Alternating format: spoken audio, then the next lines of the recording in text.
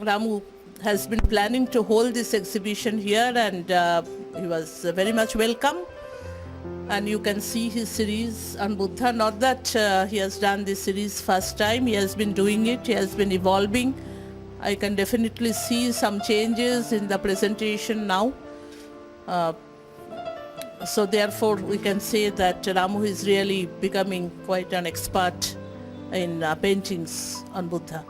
It is a very good combination today that we have the chief guest here, who himself is an authority on Buddhism. We have Dr. Shivnagi Reddy, who is another Buddhist in practice and also in doing the sculptures and all. And so I think it's a good combination that we have the very passionate people about Buddhism here. Normally, Mr. Anjanaya Reddy has been avoiding inaugurating exhibitions, but the moment I told him that Ramu's exhibition, then he said, yes, I will come. So that shows the kind of importance he is giving to Buddhist art and also to Ramu. Maybe it is a combination of both. So sir, we are very happy that you could come and you can open this exhibition for the information of many of you who are here. Many of you know, some of you don't know. But if you go to Nagarjuna Sagar anytime, please don't miss going to the Buddha Bonam park.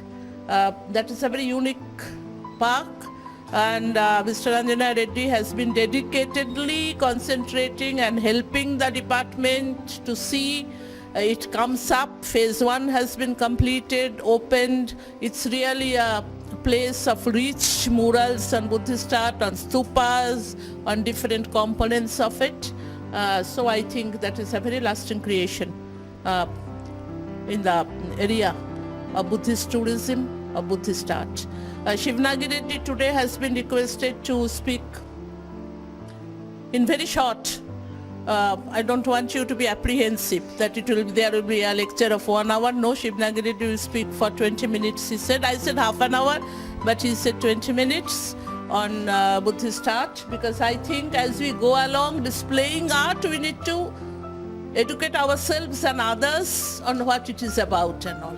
Because all great art, they have really evolved from religion. We know that how in the Middle Ages in Europe, paintings evolved around Christ and the church. We know how around Buddha, a whole lot of Buddhist art has come, not only in India, Southeast Asia, even in Indonesia. I think it's amazing that how even in the 7th century, 8th century, much before that also, we have been able to see so much of art, sculpture around Buddhism. So I will not speak more now. I will be requesting Mr. Anjanaya Reddy to give his remarks before the formal speaker speaks. Friends, I have known Ramu from the time I was a boy. I, in a way, initiated him into this Buddhist activities, trying to improve as time goes by. Just now, Mrs. Chandanakan told you about Nagarjuna Sagar project.